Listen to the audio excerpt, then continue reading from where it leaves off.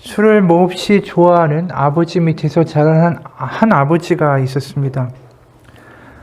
이 자신의 아들도 할아버지를 닮아서 또 술을 너무나도 좋아하게 될까봐 이 술에 대한 해악을 좀 미리 알려주고 싶었어요.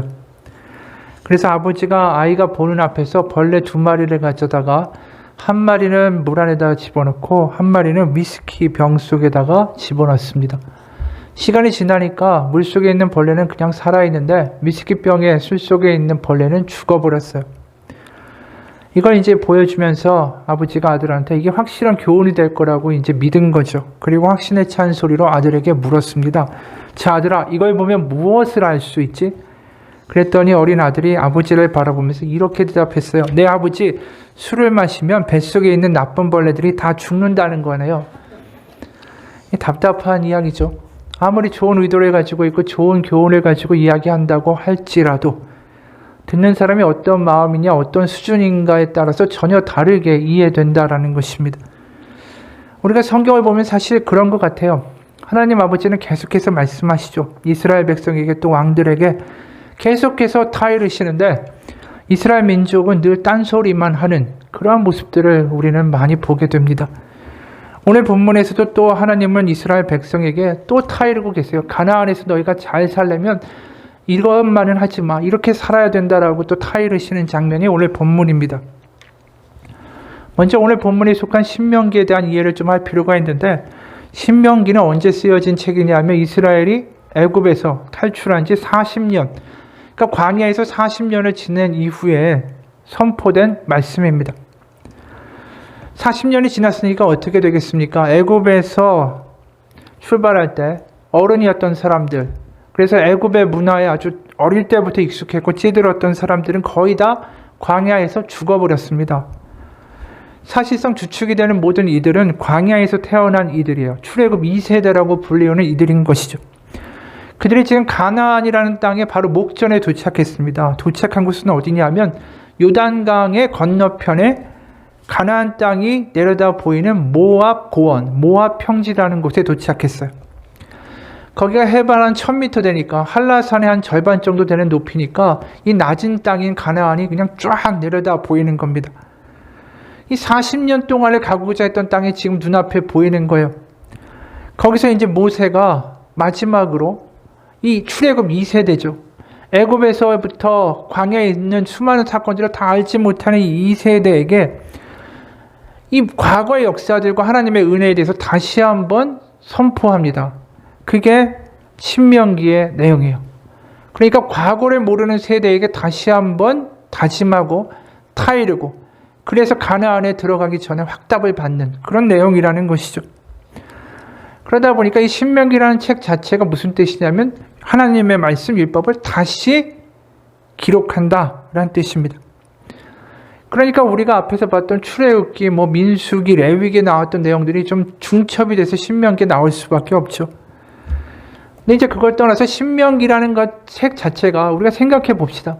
과거를 다시 한번 회상해서 이 새로운 세대에게 알려준다라는 것은 결국 뭘 의미하냐면 과거에 40년 동안 얼마나 많은 사고를 쳤는지 몰라 이스라엘 백성이 하나님과 같이 나오면서 계속해서 불평하고 원망하고 하나님을 실망시키는 사건들이 좀 많았습니까? 금송아지를 만들어서 우상을 만들고 고라라는 사람이 반역을 해서 모세만 다냐 이러고 12지파 정탐꾼 보내가지고 돌아왔을 때 우리 다 죽게 생겼으니까 모세 죽이고 애국으로 돌아가자 이런 사건과 사고들을 얼마나 많이 쳤는지 몰라요.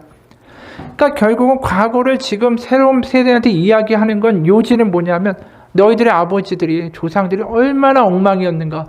그럼에도 불구하고 하나님이 어떻게 은혜로 너희 조상들과 너희들이 지금까지 이끌어 오셨는가를 말할 수밖에 없다라는 거죠. 결국 신명기는 그걸 이야기하는 거예요. 우리가 이미 이야기한 것처럼 그 민수기나 레위기나 출애굽기를 보게 되면 이스라엘 백성들이 실수한 내용들이 얼마나 많이 나와요? 아까 얘기한 것뿐 아니죠. 추운 밤에는 하나님 불기둥으로 그들을 보살펴 주시고 더운 낮에는 태양을 가리기 위해 구름기둥을 보내주시고 그리고 수백만 명이 광야를 지나가는데 40년 동안 굶어 죽지 않았다는 게 기적 아닙니까? 광야에 먹을 게 뭐가 있어요? 농사를 짓는 것도 아니고 이동하고 있는데 거기에 만나와 메추라기를 보내주셔서 계속 먹여주셨고 그렇게까지 해주셨는데 그때마다 계속 불평했더라가 우리가 읽게 되는 출애굽기, 레위기, 민수기의 내용이에요. 그럼 지금 이 이야기를 듣고 있는 출애굽 2세대는 좀 새로운 세대니까 좀 달라졌을까? 사실 별로 다르지 않죠. 이들 똑같은 인간일 뿐이에요. 그들도 못났고요. 그들도 걸핏하면 불평할 거예요. 하나님 그거 아십니다. 그런데도 지금 또 다시 그들을 세워놓고 다시 한번 이야기하고 다시 한번 타이르고 계신 거예요. 우리가 여기서 한 가지 의문이 남죠. 애초에 하나님이 좀 충직하고 용맹하고 의리 있고 괜찮고 근사한 민족을 택하셔서 그들의 하나님이 되셨다면 이런 고생을 안 하셨어도 됐을 텐데 왜 이런 좀 못나고 답답하고 말 안 듣고 쉽게 불평하는 이들을 하나님 택하셨을까? 참 이해가 안 가는 일이에요. 하나님의 큰일을 이루시려면 근사한 사람, 될 만한 제목을 뽑아서 키우는 게 상식 아닙니까? 우리에게는. 모세도 그런 말을 하죠. 신명기 7장 7절과 8절에 보면 이렇게 이야기합니다. 여호와께서 너희를 기뻐하시고 너희를 택하심은 너희가 다른 민족보다 수요가 많기 때문이 아니니라. 그러니까 강한 민족이 아니라는 거예요. 너희는 오히려 모든 민족 중에 가장 적으니라.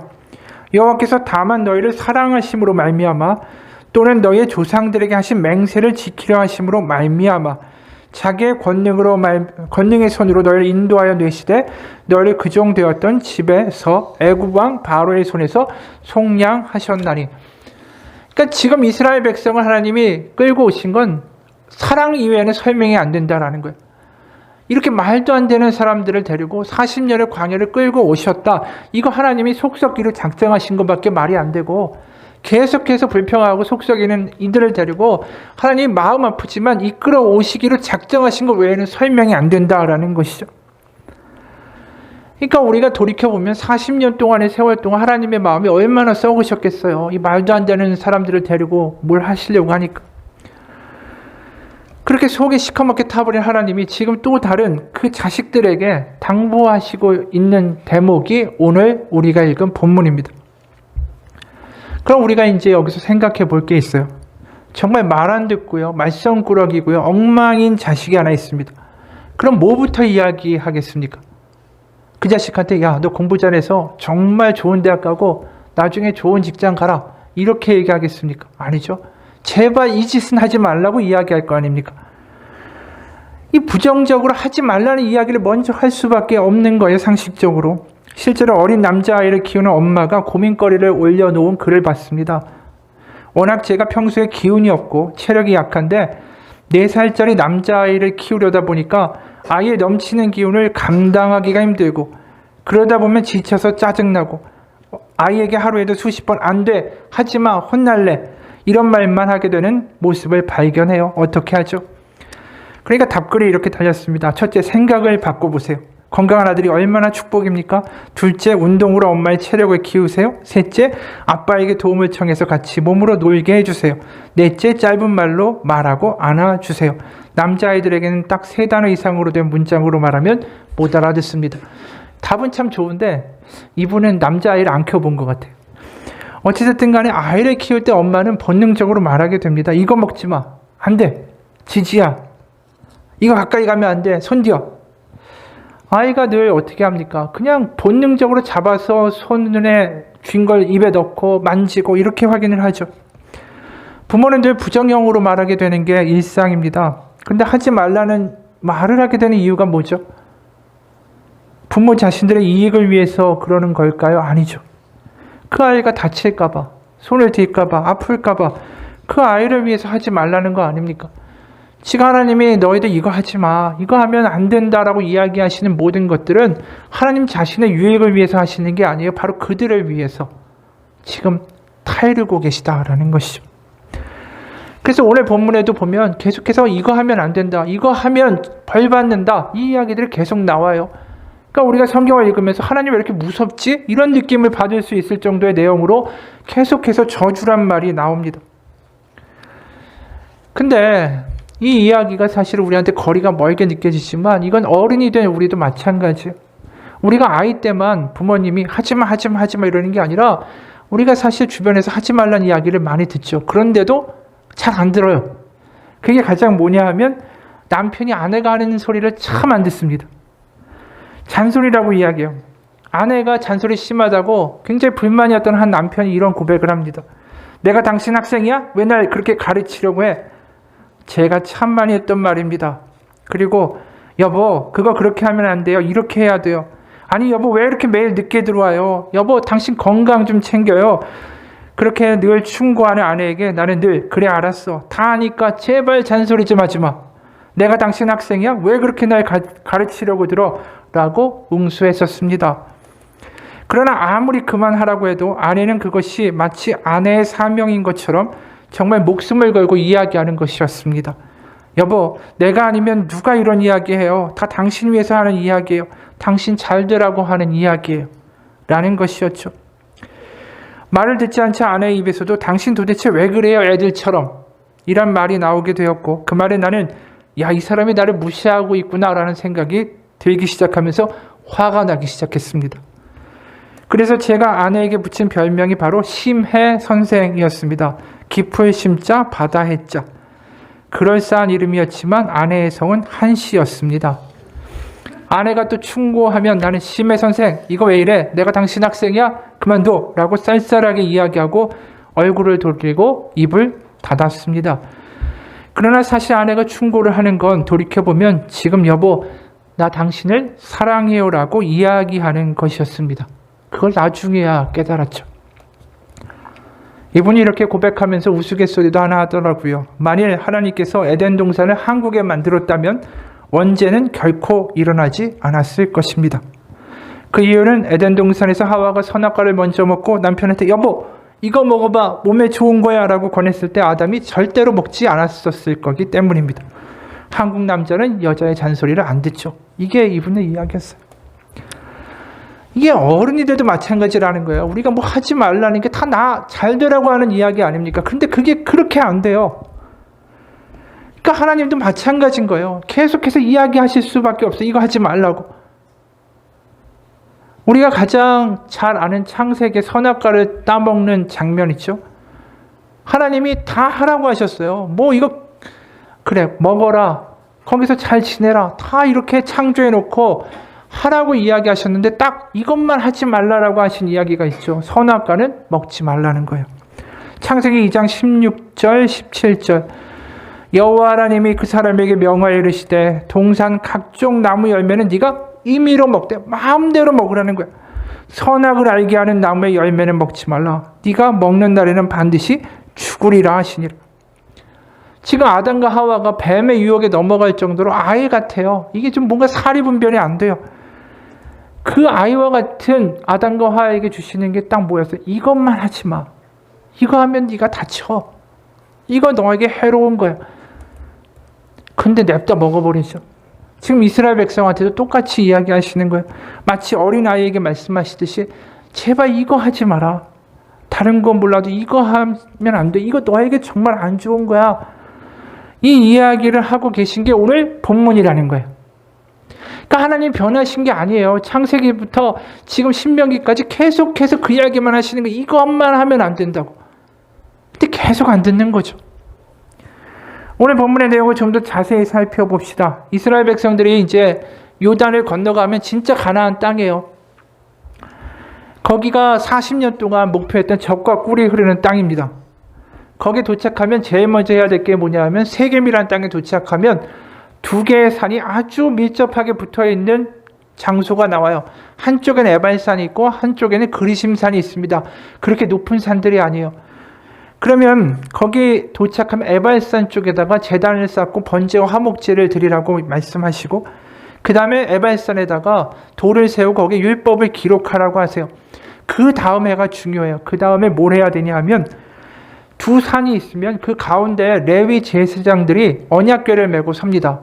그리고 한쪽에 이미 우리가 본문에서 본 것처럼 에발산 쪽에 6지파가 쓰고 그리심산에 6지파가 씁니다. 12지파가 딱 쓰는 거죠. 그러면 거기서 이제 외치는 거예요. 제사장들이. 하나님의 말씀을 이것을 하지 말라는 것을 할 경우에는 이런 저주를 받을 것이다. 또 하나님의 말씀을 이렇게 지키면 복을 받을 것이다. 라면서 선포를 해요. 그럼 거기에 대해서 이제 백성들이 듣고 아멘한다라는 거죠. 근데 우리가 읽은 것처럼 그 하나님 말씀이 이제 선포될 때에 이렇게 해, 그럼 잘 될 거야, 이 이야기가 아니라 이렇게는 제발 하지 마, 이렇게 하면 저주다, 벌이다, 이 이야기가 먼저 나오고 있어요. 그러니까 지금 엄마가 아이를 키우면서 남편이 아내한테 하는 잔소리처럼 뭔가 하지 말라, 이것만 안 하면 제발 좋겠어부터가 먼저 지금 선포되고 있다라는 거죠. 왜요? 이스라엘 백성들이 아직 아이 같기 때문에. 그래서 그 안타까운 마음으로 이것만 하지 말라고 하시고 그 다음에 뭘 요구하시냐면 이거 하면 안 된다, 벌 받는다, 그럼 아멘이라고 대답하라고까지 하세요. 그러니까 나중에 이렇게 하면 복 받아야 돼서는 아멘 하라고 하지 않으세요. 이건 하지 마, 이거 벌 받아, 그럼 그 말에 대해서 꼭 아멘 하라고 하시는 게 오늘 우리가 읽은 본문이에요. 왜 그러겠어요? 아까 우리가 여태까지 한 이야기처럼 이게 중요하기 때문에, 딴 것보다 이것만큼은 좋은 마음에 새겨주기 원하시기 때문에 이걸 먼저 말씀하시고 아멘 이렇게 대답하게 하신다라는 것입니다. 세 번역으로 보면 15절 16절 이렇게 나와 있어요.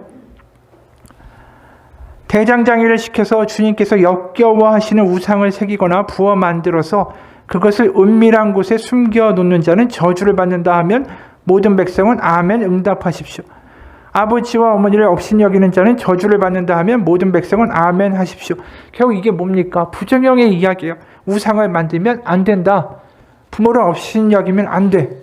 그게 망하는 길이야. 그러면 백성들은 아멘, 네 알겠습니다 라고 대답하는 광경이라는 것이죠. 이게 지금 가나안이라는 유혹 많은 곳에 얼마나 악해요. 음행도 많고 우상도 많고 그곳에 어린아이와 같은 이 이스라엘 백성을 보내야 되는 걱정스러운 아버지의 부모의 마음인 거예요. 지금 이게 제가 어릴 때는 이제 국민학교였죠. 초등학교에 이제 갈 때 아이들한테 뭐라고 이야기합니까? 야, 가서 불량식품 사 먹으면 안 돼. 차도에 마음대로 뛰어들면 안 돼. 그리고 가장 많이 들은 말이 뭡니까? 이상한 사람 따라가면 안 돼. 친구와 싸우면 안 돼. 이거예요. 그러니까 뭔가 하지 말라는 그 염려의 부모의 마음이 지금 여기에 그대로 담겨 있는 거죠. 그러면 이스라엘이 이 자식으로서 아버지의 마음에 대하여 효도한다라면 결국 뭡니까? 결국 부모에게 하는 효도의 가장 큰 건 뭐죠? 성공해서 잘 되고, 이 아버지가 키워주신 덕분입니다. 이렇게 말하는 것도 효도지만, 지금 이 어리고 말썽꾸러기고 아이잖아요. 아이가 부모한테 가장 잘하는 효도는 아버지가 하지 말라는 걸 하지 않는 거예요. 그러니까 지금 우리가 여기서 되게 중요한 점이 있습니다. 일반적인 가짜 종교나 우상 숭배에서는 뭐라고 이야기합니까? 가짜 신들은 다 이렇게 얘기해요. 이렇게 갖다 바쳐라. 이것을 해라. 나에게 언제까지 이것을 가지고 와라. 그래서 내가 만족하면 너에게 보상을 줄 것이다. 이런 식으로 이야기한다는 거예요. 근데 지금 하나님은 그런 얘기 하지 않으시죠. 이것을 나에게 바쳐라. 나에게 해라가 아니라 제발 이것만 하지 말아다오라고 이야기하고 계신 거예요. 이게 우상과 하나님과의 관계가 다르다라는 거죠. 하나님과의 관계는 왜 그럴까요? 하지 말라는 이야기부터 나오는 이유는 우리의 관계가, 하나님과의 관계가 사랑이기 때문이라는 거예요. 결국 하나님과 우리의 신앙관계에서 중요한 건 뭡니까? 내가 하나님 이런 해서 하나님께 영광 올리겠습니다. 제가 잘 돼서 하나님께 11조를 얼마 하겠습니다. 하나님 뭘 하겠습니다라는 이야기가 아니라 하나님이 우리에게 가장 바라시는 근본적인 건 뭐냐? 하나님이 싫어하시는 일을 하지 않으려고 하는 것. 그게 하나님이 가장 기뻐하시는 일이다라는 것입니다. 우리가 여기서 오해하는 거예요. 내가 다른 건 내 마음대로 다 하면서 이거 해가지고 하나님 잘해드리겠습니다. 이거에 바라시는 게 아니라는 거죠.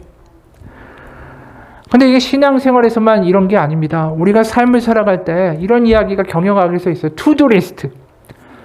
해야 할 항목들을 매일 아침에 딱 기록을 하는 겁니다. 그래서 내가 첫 번째로 1번 뭐라고, 2번 뭐라고, 그 삶의 우선순위가 잘 정돈되어 있는 사람일수록 일을 잘 할 수 있다라는 논리에서 나온 이야기인데, 최근에는 그 투두 리스트가 중요하다는 이야기를 하지 않고 오히려 not to do 리스트가 더 중요하다라는 이야기를 해요.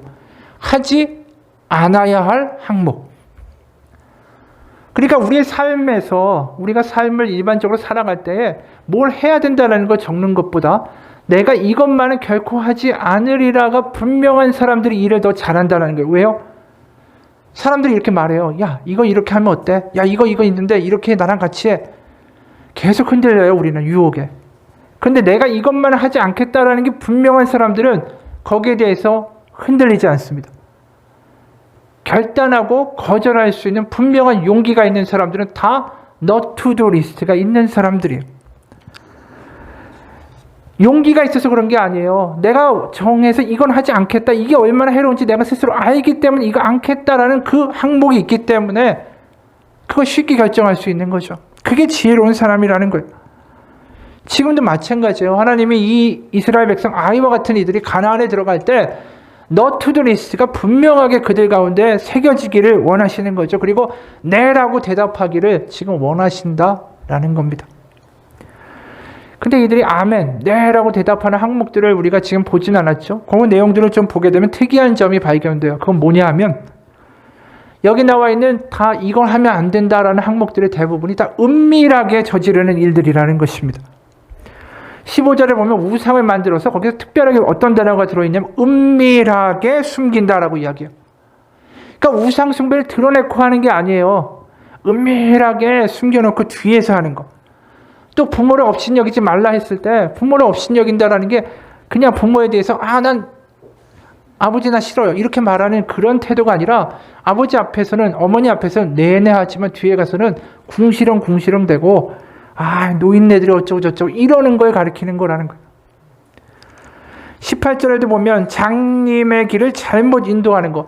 이 눈뜬 사람을 잘못 인도할 수 있겠어요? 장님이니까 안 보이니까 그냥 이렇게 모르니까 쓱 하는 행동이라는 거예요. 다 남들 눈에 안 띄고 은밀하게 하는 것이죠. 19절에 객과 고아와 과부의 재판을 강자의 입맛에 맞도록 마음대로 하는 거. 이거 뒤에서 하는 짓거리 아닙니까? 25절에 뇌물을 받는 거. 뇌물 받지 말라고 하시죠. 뇌물 받는 거 대놓고 합니까? 뒤에서 은밀하게 하는 거죠. 그리고 우리가 차마 입에도 못 담을 정도의 어떤 근친상간, 친족과 음탕한 짓을 하는 거. 이거 대놓고 하겠어요? 다 은밀하게 하는 거죠. 24절에 그의 이웃을 살해하는 자라고 안 해요. 암살하는 자. 은밀하게 죽이는 자라는 거죠. 하나님이 절대 이거 하면 안 되라고 말씀하시는 대부분의 항목들이 뭐냐 하면 그래서 네라는 대답을 받아내고자 하시는 항목들을 잘 보면 다른 사람들 앞에 잘 드러나지 않아서 다른 사람들이 모르기 때문에 은밀하게 그냥 은근히 저지르기 좋은 죄들이라는 거예요. 다. 그러니까 사람들 앞에서는 인격자고 괜찮은 신앙인이고 괜찮은 사람처럼 처세하면서 뒤로는 은밀하게 저지를 수 있는 항목들이라는 것입니다. 지금 여기 있는 항목들이 우리와 굉장히 거리가 먼 것처럼 느껴지죠. 그건 문화적인 차이, 시간의 차이가 있기 때문에 그래요. 그 당시의 문화를 생각해 보면 여기 있는 항목들이 다 어떤 거겠습니까? 그 당시 문화에서 근친혼이라는 게, 근친관계라는 게 지금처럼 이렇게 터부되고 문제가 되던 시기가 아니죠. 특히 가나안의 문화에 있어서는 더 문제가 안 되는 거였어요. 그러니까 지금은 놀거리, 할 거리 많지만 그 당시에는 그런 것들 없잖아요. 그러니까 이런 유혹에 너무나도 빠지기 쉽고 은밀하게 저지르기 쉬운 항목들이었다라는 것이죠. 그러니까 결국 하나님이 뭘 얘기하시는 거예요? 제발 남들 안 본다고 이 남 앞에서는 근사한 척하고 속으로 그렇게 죄 짓는 거 제발 이런 것들을 하지 마. 이거 하다가 네가 망가지고 네 가족이 깨지고 네 주변이 망가지는 거란다. 제발 이것만 하지 마. 이게 하나님이 지금 타이르고 계신 하나님의 마음이라는 거예요. 그러니까 겉으로 보면 되게 무서운 것처럼 보이지만 이 안에 흘러가고 있는 근본적인 문제는 뭐냐면 이 메시지는 뭐냐면 하나님이 굉장히 자상하게 세세하게 지금 이야기하고 계시다라는 거예요. 아버지처럼 부모님처럼 어머니처럼 이 못나고 부족한 어린아이와 같은 이스라엘에게 이렇게까지 하나 이야기하고 계신 하나님이 우리 아버지입니다. 그게 복음이라는 거예요. 하나님이 이런 분이라는 게 우리에게 복음입니다. 하나님 입장에서 얼마든지 그럴 수 있죠. 신이잖아요. 우리 피조물이고. 야 이거 하지 마. 하면 너희 죽여버릴 거야. 이러면 끝이에요 그냥. 그리고 죽이면 끝입니다. 뭘 굳이 이렇게 타이르고 또 타이르고 네라는 대답까지 들어야 되고 뭐 이렇게까지 해요. 어떻게 보면 구차하게 하나님이 일방적으로 할 수 있는데 왜 그럴까요? 사랑 때문이라는 거예요. 우리가 그런 하나님 아버지의 마음이 느껴지면 우리가 다르게 살게 됩니다. 우리가 연약하기 때문에 죄로부터 완전히 자유롭다. 이거 불가능한 거예요. 우리는 또 죄를 져요. 결단하고도. 하지만 아버지의 마음을, 하나님 아버지의 마음을 알게 되면 조금이라도 우리는 다르게 살려고 하는 마음이 생기기 시작합니다. 그게 하나님을 사랑하는 거예요. 우리가 사랑한다라는 게 남녀 간에 근사한 식당에 가서 식사를 하고 꽃다발을 주고 선물을 주고 이게 사랑이라고 생각한다면 그건 아주 얕은 개념이죠. 그 감정적으로 기쁠 수 있습니다. 그게 얼마나 가요? 부부관계에서도 진정한 사랑은 뭡니까? 상대방이 마음 아플까봐 내가 이건 하지 말아야겠다. 상대방의 마음을 배려하는 게 진짜 사랑이 아닙니까? 그게 진정한 부부관계 아니겠어요? 그게 지금 하나님과의 관계도 마찬가지예요. 하나님이 너의 마음과 몸과 뜻을 다해서 너의 주 하나님을 사랑하라 이랬을 때 나는 신이고 너희는 피조물이니까 나에게 바쳐 너희 사랑해야만 해. 이런 강요가 아니라는 거예요. 지금 우리가 계속 보면 하나님이 얼마나 아이한테 하듯이 절절매면서 끌려오시는 거죠, 사실은. 그러니까 하나님이 너의 마음과 몸을 다해서 하나님을 사랑하라는 건 내가 이렇게 너에 대해서 생각하고 사랑하니까 그 사랑하는 마음을 좀 네가 알고 반응해주면 좋겠다라는 뜻이에요. 그게 사랑이라는 거예요. 그게 효도라는 거예요, 지금. 우리가 철이 들면 알게 되죠.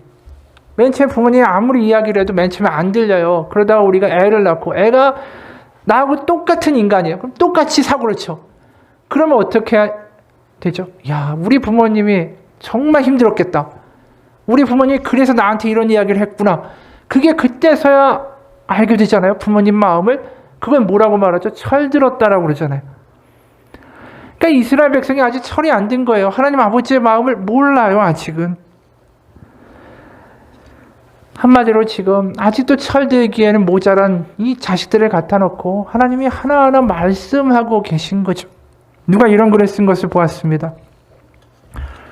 어떤 아이가 남의 물건을 훔치는 죄를 가지고 있다면 그 아이의 엄마는 고통스러울 것이다. 아이의 죄는 아이만의 문제가 아니라 엄마의 문제도 되기 때문이다. 엄마가 여러 번 타일렀지만 아이는 엄마의 고통을 이해하지 못하고 계속해서 죄를 저질러서 결국 소년원에 가게 되었다. 그때 아이의 엄마가 겪는 고통은 이루 말할 수가 없다.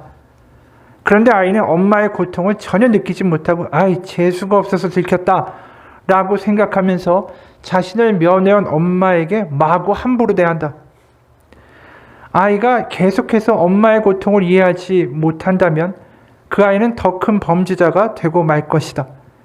하지만 그 아이가 엄마의 고통을 이해하고 자기의 삶을 조금이라도 생각한다면 그 아이는 반드시 다른 삶을 선택할 수밖에 없다. 어느 유명한 음악가 뮤지션이 마약을 끊지 못해서 감옥에 몇 번이나 갔다 왔다. 그는 정말 어렵게 결국 마약을 끊었는데 온몸에서 마치 괴물이 쏟아져 나오는 것 같았다라고 말한다. 그는 어느 인터뷰에서 어머니가 자신을 면회 올 때마다 점점 더 늙어가시는 것을 보고 마약을 끊기로 결정했다라고 말했다. 우리의 죄는 예수님의 문제다. 그렇기 때문에 예수님께서 우리의 죄를 위하여 생명을 바치셨다. 나만의 문제가 아니다. 아들의 죄 때문에 울고 고통스러워하는 엄마를 향해서 이건 내 문제일 뿐이야 라고 말하는 게 얼마나 엄마를 고통스럽게 하는지 생각해 보라.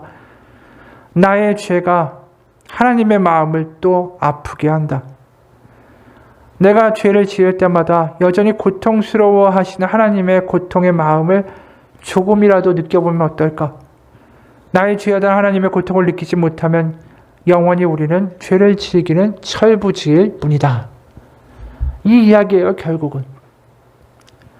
우리가 하나님 사랑한다라는 거 지금 이야기했지만 하나님이 싫어하시는 것을 하지 않으려고 하는 마음이 하나님 사랑하는 것입니다. 우리가 하나님 사랑합니다. 맨날 두 팔 들고 찬양한다고 해도 하나님 싫어하시고 마음 아파하시는 거 계속하면서 하나님 사랑합니다라고 할 때 하나님이 그거 들으시는 하나님의 마음이 어떠실까요? 야, 딴 거 다 필요 없고 그냥 너 망가지고 있으니까 네가 지금 하고 있는 그 은밀한 짓 그것만 좀 안 하면 안 되겠니? 내 마음 좀 아프지 않게 하면 안 되겠니? 이것만은 좀 하지 않으면 안 되겠니라고 하나님 말씀하시지 않을까요? 하나님 기쁘시게 하고 싶다면 그건 아주 간단해요. 하나님이 정말 하지 말라고 하실 것 같은 나의 은밀한 죄, 그것들을 남들이 모른다고 하더라도 난 알잖아요. 그것들을 종이에 적든지 아니면 어디에 기록한 다음에 하나님, 제가 이것을 끊어내기 원합니다. 이것 때문에 하나님 마음 아프셨을 텐데 제가 이거 안 하고자 합니다. 그거 할 때 하나님이 가장 기뻐하시는 거예요. 그래서 이스라엘이 좀 내 마음을 알아줬으면 좋겠다라는 하나님의 마음이 또 드러난 대목이 있어요. 하나님이 이거 하지 마, 제발 이것만은 하지 말라라고 할 때 아멘 이러고 대답하라고 말씀하셨잖아요. 이 아멘이라는 단어는요, 우리가 보통 예수 그리스도의 이름으로 기도합니다. 아멘. 또 뭐 설교할 때 아멘 이렇게 외치는데, 이 아멘이라는 단어는 원래 아만이라는 동사에서 유래한 단어입니다. 이 아만이라는 동사는 어떤 동사냐 하면, 부모가 사랑을 쏟아 부어서 갓난 아기를 품에 안고 막 이렇게 돌보는 장면을 묘사하는 동사가 아만이에요. 그러니까 지금 이들이 아멘이라고 대답한다는 게 형식적으로 내가 아니라 우리를 마치 아이처럼 그렇게 돌보시는 아버지를 내가 압니다. 그래서 그 아버지의 마음을 아프게 하지 않을 겁니다라고 대답하는 게 지금 이 아멘이라고 말하는 뜻입니다. 그러니까 이 아멘이 다른 게 아니에요. 내가 아버지의 마음을 알기 때문에 더 이상 내 아버지 마음 안 아프게 할게요 라고 대답하고 있다라는 장면이 지금 이 광경이라는 것이죠. 실제로 신명기를 보게 되면 아주 특이한 본문이 하나 나오는데 32장 6절이에요. 어리석고 지혜 없는 백성아, 여호와께서 이같이 보답하느냐? 그는 내 아버지시오 너를 지으신 이가 아니시냐? 그가 너를 만드시고 너를 세우셨도다. 우리가 구약을 읽다 보면 하나님이 아버지시다라고 직접적으로 나오는 본문을 찾기가 굉장히 어려워요. 근데 신명기에 분명하게 이야기하죠. 하나님이 네 아버지가 아니냐. 이게 다 연관되어 있는 거예요. 지금 아멘이라고 대답하고 하나님 아버지가 너를 만든 거 아니냐. 그래서 신명기 1장부터 26장까지 우리가 읽지는 않았지만 쭉 읽어보면 거기에는 하나님이 얼마나 이 조상들과 이스라엘 때문에 속을 썩으셨는가. 그럼에도 얼마나 그들을 포기하지 않으셨는가. 그게 하나님의 사랑이다 라는 이야기가 계속 나와요. 그럼 결국 그 다음에 우리가 보게 되는 27장에서 아멘이라고 대답할 수밖에 없게 돼요. 그런 하나님을 봤기 때문에 아멘이라고 이야기하고 32장에서 하나님을 아버지라고 부르는 이야기가 나올 수밖에 없는 거예요. 지금 상황이. 오늘 우리가 읽은 이 본문에서 복음이 있어요. 볼 때는 저주만 있는 것 같아요. 원시적인 것 같아요. 아주 오래된 옛날 얘기 같아요. 근데 거기에 복음이 있는 거예요. 하나님 아버지의 마음이 있는 거죠. 우리가 하나님을 믿고 복받고 잘됐고 성공했고 내가 11조 많이 했고 내 사업이 잘 됐다라는 이야기들을 많이 좋아하죠. 근데 오늘 본문에 다시 한번 이야기하지만 이렇게 하면 복받아라고 이야기하시지 않고 먼저 이것만 하면 안 된다라고 이야기하신다라는 것을 우리가 다시 한번 기억하기 원합니다. 내 삶에서 하나님이 아파하실 은밀한 것들을 끊어내기 시작하는 것, 하나님의 아프실 마음 때문에 그게 성숙한 자녀고 성숙한 사랑이고 그렇게 되면 그게 복의 길이에요. 거꾸로. 아까 얘기했듯이 저주 이걸 하면 안 된다라는 이야기 하시고 아멘 나고 그 다음에 이렇게 하면 복받아라고 이야기 하시잖아요. 우리가 복으로 바로 가는 게 아니라 이렇게 하면 안 된다라는 것에 대하여 통과되어야 그 다음에 복이 저주가 안 된다라는 거예요. 그 이야기가 무슨 이야기냐면 아이가 돈 달라 뭐 달라 할 때 돈 다 주는 게 아이에게 복입니까? 아니죠. 그 돈은 아이를 해치게 될 거예요. 아이를 망가뜨릴 거예요. 하지만 아이가 제대로 성장했을 때 그 아이에게 주는 돈과 복은 그 아이에게 저주가 되지 않습니다. 왜? 그 아이는 성숙했으니까. 그러니까 지금 하나님이 말씀하시는 이 순서들을 우리가 잘 알아야 돼요. 하나님 저도 복받기 원합니다. 저도 잘 되기 원합니다. 그 길로 달려가는 게 아니라 먼저 하나님 마음 아프시지 않게 하려는 나의 그 하나의 결단과 마음이 복의 시작점이라는 거예요. 우리가 병원에 가면 이런 일이 있죠. 담배 피우지 마십시오. 술 먹지 마십시오. 1시간 이상 오래 앉아 있지 마십시오. 몸이 다 망가진 사람들한테 이야기하는 공통적인 이야기예요. 그리고 과식하지 말라고 하고 야식하지 말라고 하고 이게 다 부정적인 이야기잖아요. 뭐뭐하지 말라고만 이야기하죠. 그럼 뭐뭐하지 말라는 이야기가 잘 돼야 건강으로 가는 출발점이 되는 거 아니겠어요? 그러니까 마찬가지입니다. 우리의 삶에서 끊어낼 것들을 하나님 앞에 드리십시오. 그게 하나님이 예배드리고 헌금하는 것보다 더 좋아하실 거예요. 한 이야기로 오늘 설교를 마치겠습니다. 평생을 일그러진 얼굴로 숨어 살다시피 한 아버지가 있었습니다. 그에게는 아들과 딸, 남매가 있었는데 심한 화상으로 자식들을 돌볼 수가 없어서 고아원에 맡겨놓고 시골의 외딴 집에서 아버지는 따로 살았습니다. 아버지가 자신들을 버렸다고 생각한 자식들, 아버지를 원망하며 자랐죠. 어느 날 아버지라고 나타난 사람은 화상을 입어 얼굴이 흉하게 일그러져 있고 손가락은 붓거나 없는 모습이었습니다. 저 사람이 나를 낳아준 아버지란 말이야? 자식들은 충격받았고 차라리 고아라고 생각했던 시절이 더 좋았다며 아버지를 완전히 외면해버렸습니다. 시간이 흘러 자식들은 성장하여 결혼을 하고 가정을 이루었지만 아버지는 여전히 사람들 앞에 모습을 나타내지 않고 혼자 외딴 집에서 홀로 지냈습니다. 몇 년 뒤에 자식들은 아버지가 돌아가셨다라는 소식을 들었죠. 그동안 왕래가 없었고 아버지를 인정하지 않고 살았던 자식들인지라 아버지 죽음 앞에서 별다른 슬픔도 없었습니다. 하지만 자신들을 낳아준 아버지의 죽음을 외면할 수는 없어서 시골에 있는 그 외딴 집에 찾아갔죠. 외딴 집에서는 아버지의 차가운 시체만이 기다리고 있었습니다. 마을 노인 한 분이 문상을 와서 아버지께서 평소에 버릇처럼 화장은 싫다며 뒷산에 묻히기를 원했다라고 일러주었습니다. 원망했던 아버지기에 자식들은 아버지를 산에 묻으면 명절이나 때마다 찾아와야 하는 것이 번거롭고 귀찮아서 화장하겠다라고 했습니다. 아버지를 화장하고 돌아온 자식들은 아버지의 짐을 정리해서 태우기 시작했죠. 평소 덮었던 이불이랑 옷가지들을 비롯해서 아버지의 흔적이 배어있는 물건들을 몽땅 끌어다 불에 질렀습니다. 마지막으로 책들을 끌어내 불 속에 집어넣다가 비망록이라고 쓰인 빛바랜 아버지의 일기장을 발견했죠. 불길이 일기장에 막 붙는 순간 왠지 이상한 생각이 들어서 얼른 꺼내 불을 껐습니다. 그리고 연기가 나는 일기장을 한 장 한 장 넘겨가며 읽기 시작했습니다.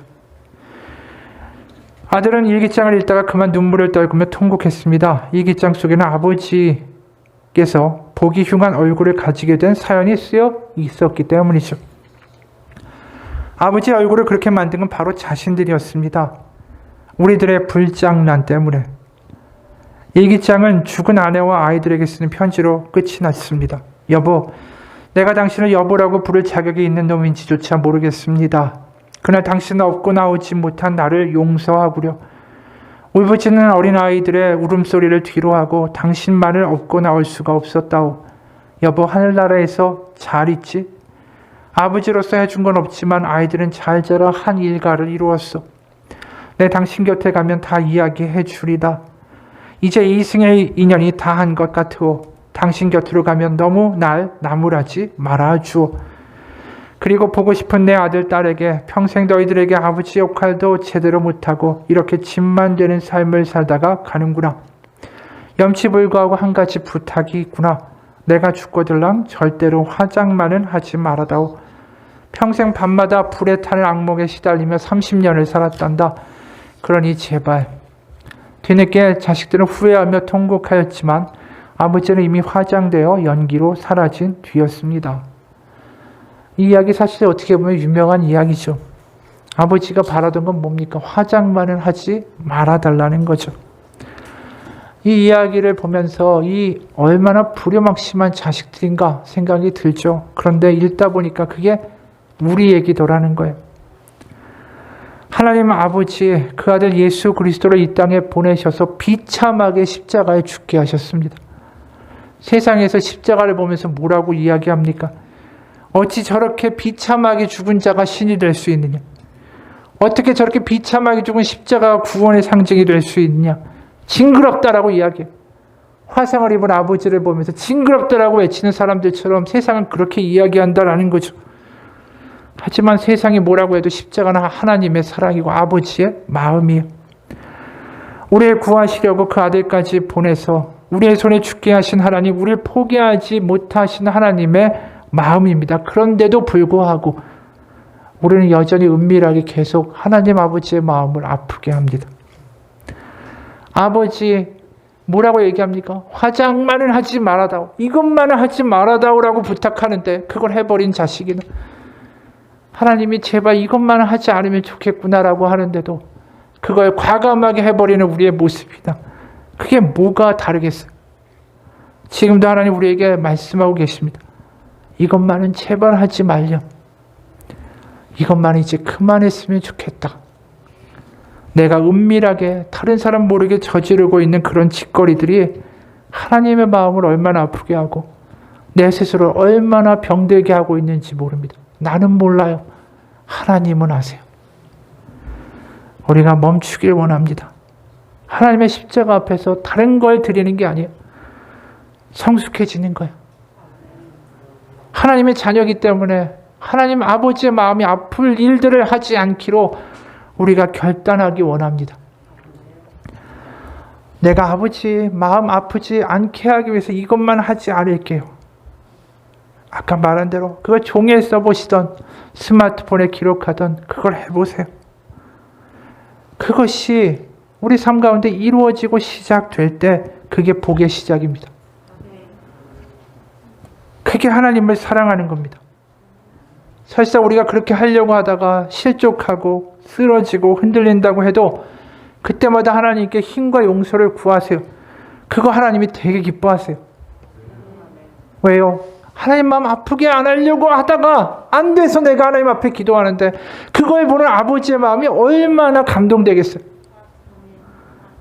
내가 뭘 들려서 아버지가 기뻐하는 게 아니라 아버지의 마음 안 아프게 하려고 이렇게 하다가 안 됐는데 하나님 나 좀 도와주시고 나에게 힘을 주시고 나에게 성령을 주시고 나에게 능력을 달라고 할 때 어느 아버지가 도와주지 않겠는가라는 거예요.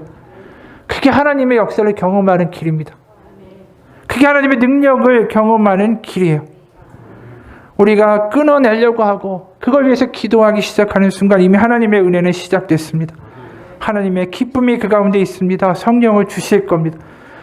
그런 기도와 행동에 하나님 아버지 반드시 응답하시고 그 사랑 가운데 하나님의 기쁨과 평강이 임하게 될 것입니다. 같이 기도하겠습니다. 하나님 아버지, 하나님은 아버지라고 너무나도 쉽게 부르면서 내 멋대로 살아가는 우리의 인생입니다. 하나님께 복받기 위하여 거래하기에 힘쓰는 우리의 인생입니다. 내가 이렇게 바쳤으니 하나님 이렇게 응답해 주십시오. 복만을 쫓아가며 하나님을 이용하고자 하는 우리의 이 모습을 아버지 앞에 이 시간 내려놓습니다. 하나님을 아버지로 사랑하는 관계로 나를 사랑하는 아버지의 마음을 아프게 하지 않으려는 그 사랑의 관계로 우리의 믿음과 신앙이 나아가기 원합니다. 복을 바라는 게 아니라 하나님의 마음을 아프지 않게 하려고 우리의 기도와 우리의 행동과 우리의 결단이 일어날 때에 하나님 하늘문을 여시고 거기에 하나님의 능력을 부어주시고 하나님의 생명을 부어주시고 하나님의 성령을 부어 주옵소서.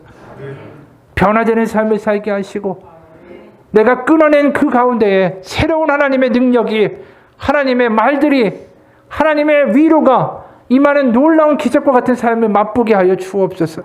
예수 그리스도의 이름 받들어 기도합니다. 아멘. 우리 같이 이 시간 기도합시다.